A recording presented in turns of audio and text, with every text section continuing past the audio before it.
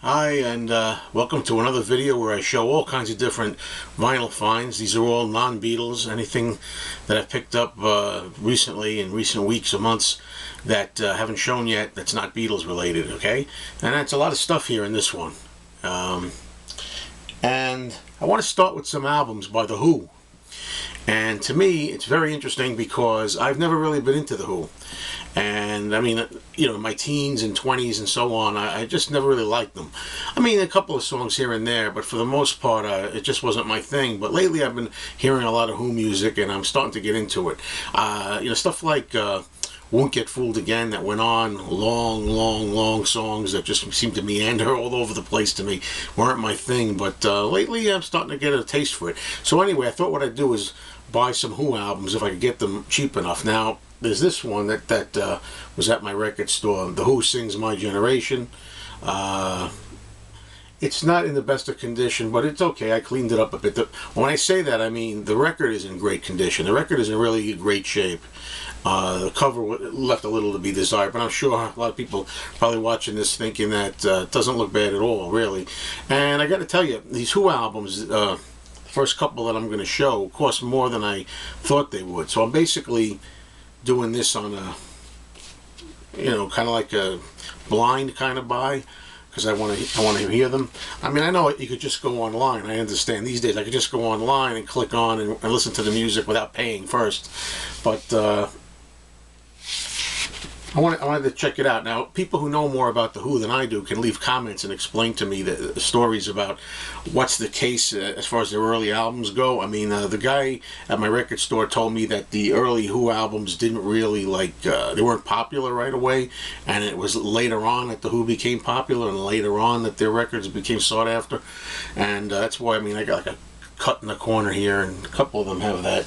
That's what he explained it to me as. Whether it, let me know what the case is, the story.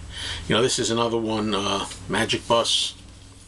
I know these are probably common albums to everyone else out there in the classic rock community, but for me, it's going to be great. I mean, I love the song Magic Bus, and I know the song Call Me Lightning. I don't know any of the others by title, so it's going to be like an interesting learning experience for me,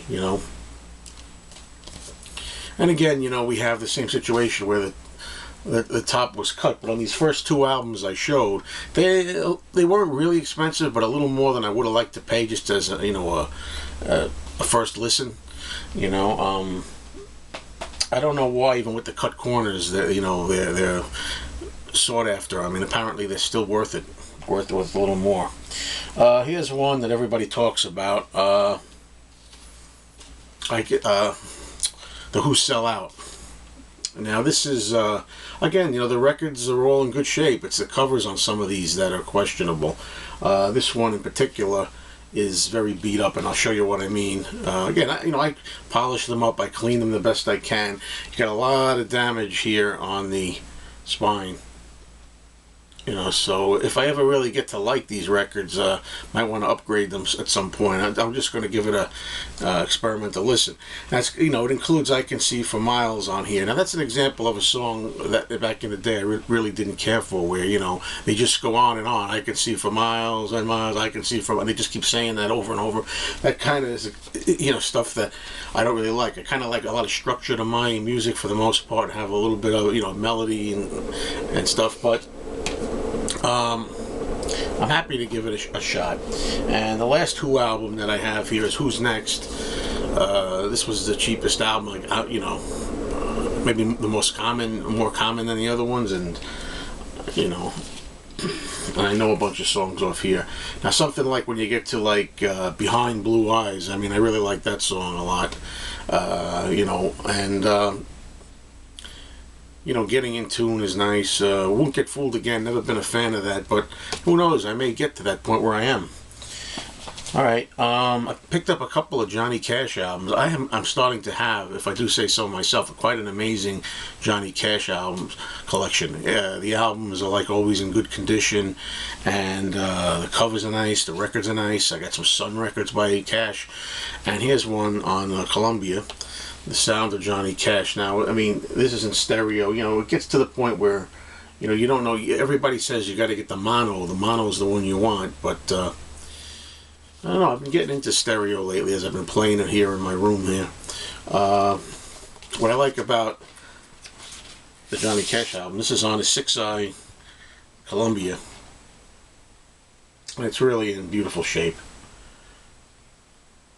Just really nice.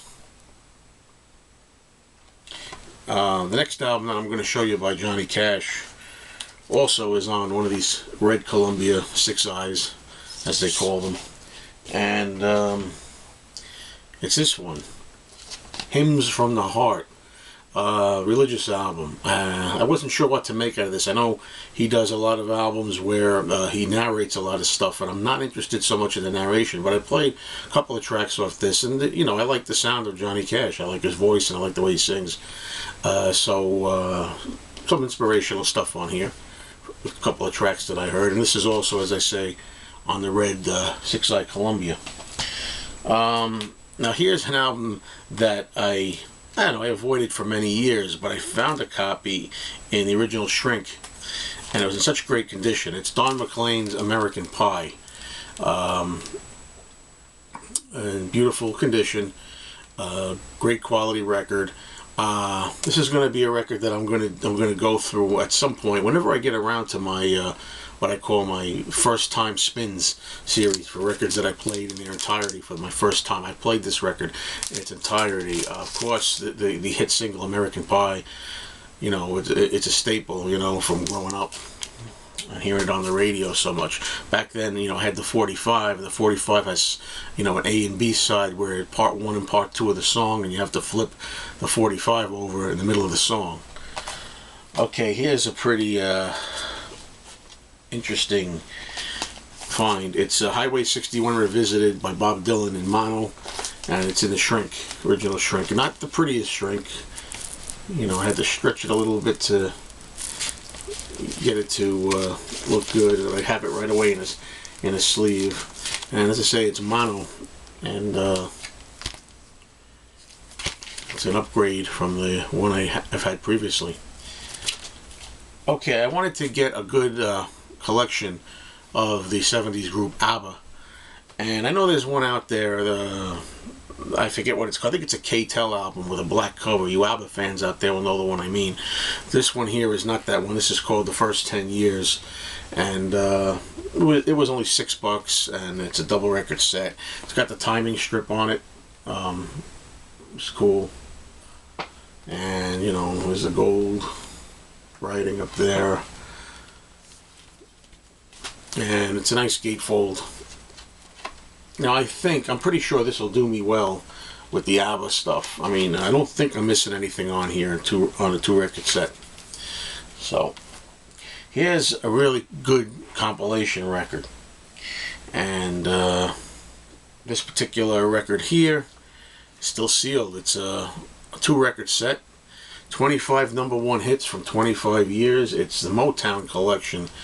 So much great stuff on here from Motown. Don't even know where to begin, ranging from the Marvelettes, the Supremes, the Temptations, Four Tops, Marvin Gaye, Jackson 5, Diana Ross. It goes all the way up to Rick James and the Commodores and so on.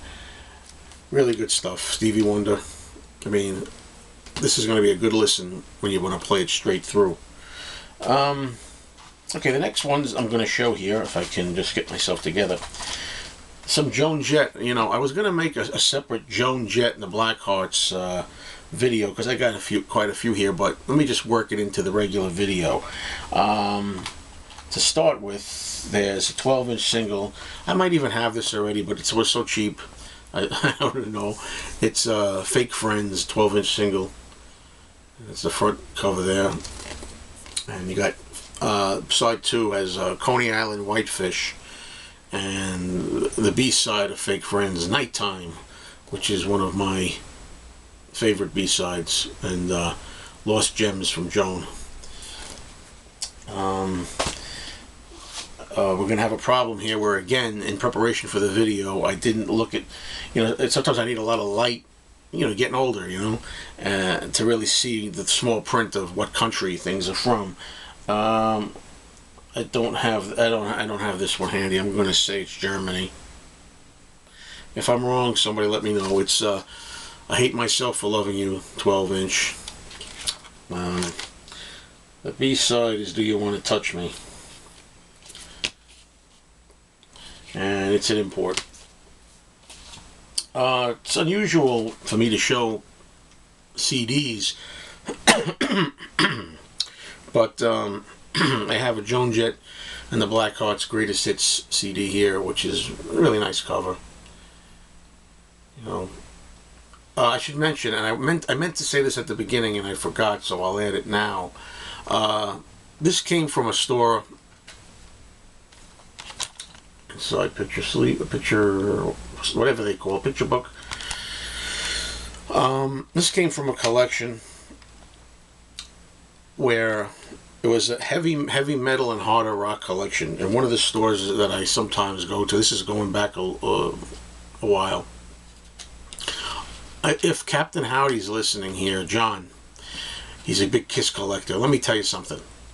You never saw Kiss albums and 45s like this in one place. Somebody had sold his collection. Well, I think he had died, actually. He died and somebody else sold his collection. But there were like 3 or 4 boxes of LPs of Kiss from all kinds of countries, things I've never heard of, different covers. And then there were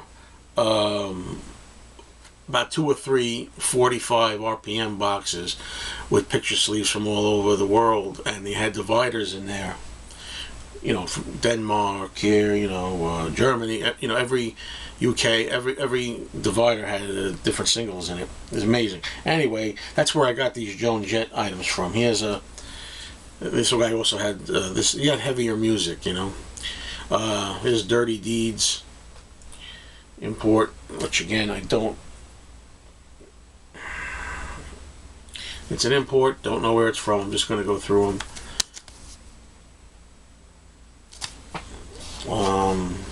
Here's another. This one's Japanese import of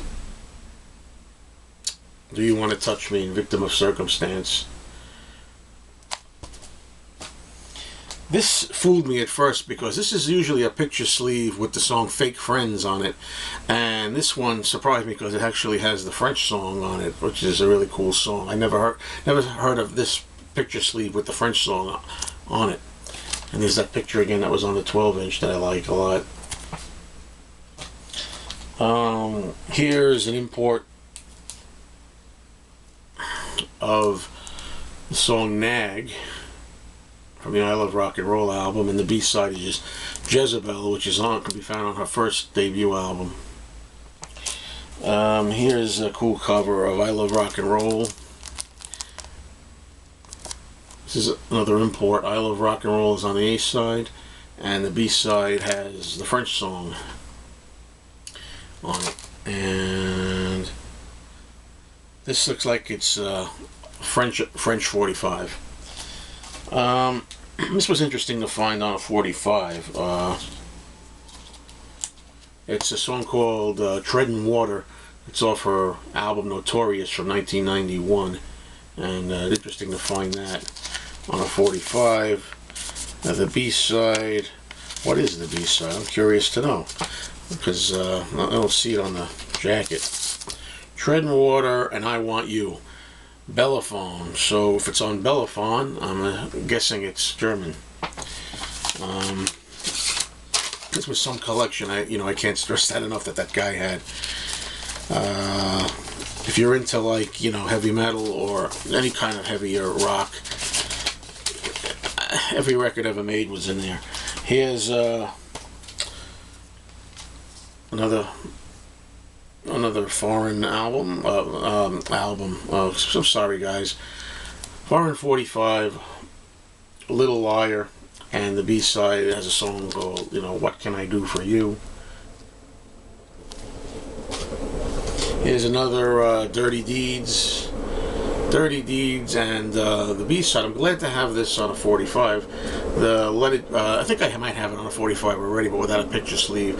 Let It Bleed, the Stones song, Joan Jett's version. I'm sorry, Stones fans, but I love the Stones, but I like Joan Jett's version of Let It Bleed better. This is interesting. I didn't really know what this was. It just has a black heart on it, and both sides just have a black heart. But the record itself is from the album Notorious I mentioned before, from 1991. It's got the single Backlash on it, and then the B-side is a song called Machismo. That's also on the album. This is an interesting item. Well, that's it for the Joan Jett stuff. As I say, I was going to do a Joan Jett video. And I like to think that anybody that's scouring the internet looking for Joan Jett stuff would, be able to find this, But I'll put it in the tags, the name Joan Jett. Alright, just a few more things to show here. Here's Leslie Gore 45, picture sleeve, Judy's Turn to Cry. I think the other side is the same. I got the 45 in there. Yep, same photo.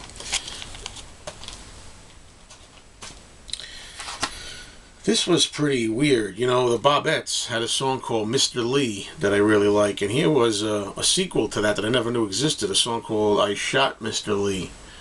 1, 2, 3, I Shot Mr. Lee, or something, which is bizarre. It's not a very good song, I heard it, but just have the sequel to the other one. I thought it was good. Now here's a record I got for free. I tried cleaning this the best I could. It's the Mia Farrow sings the lullaby from Rosemary's Baby, and there's a lot of gunk on this record. I really cleaned the gunk off,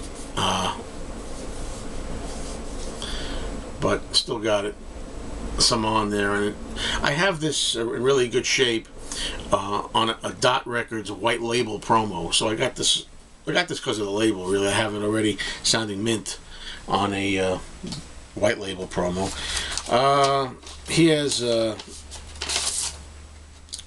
Frankie Valli and the Four Seasons, Christmas 45. This one's Santa Claus is Coming to Town, and the B-side is Christmas Tears.